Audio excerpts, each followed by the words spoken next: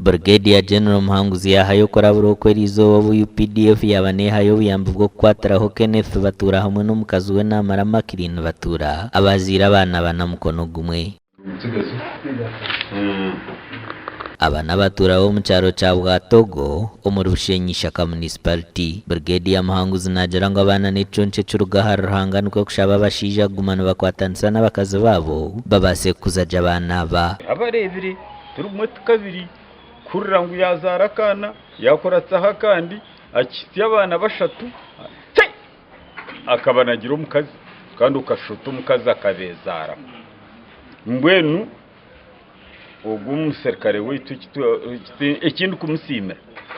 ukurhanga yaba muheire abasize kwemera yakwatanisa n'umukazi we kurira abana babo.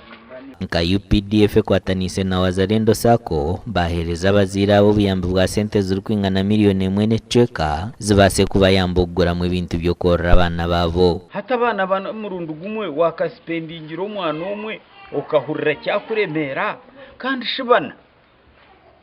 mbwenu twakimanyire twahurira twakwatwa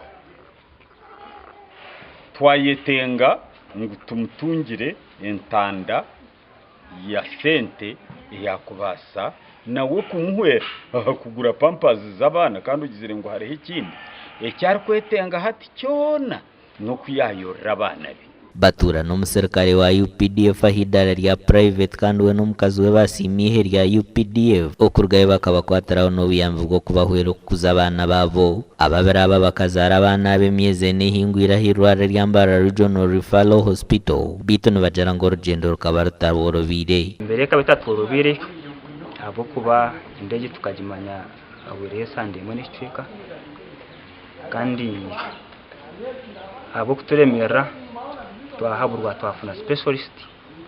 utabentere baburu kwezi kutamaze utenture bursandi ibiri kungobere kuzara ko gwakire stira abo mbera guma twazo muri fano twazarire kandi nsimara hanga aba ayiyatwisya na nabana aba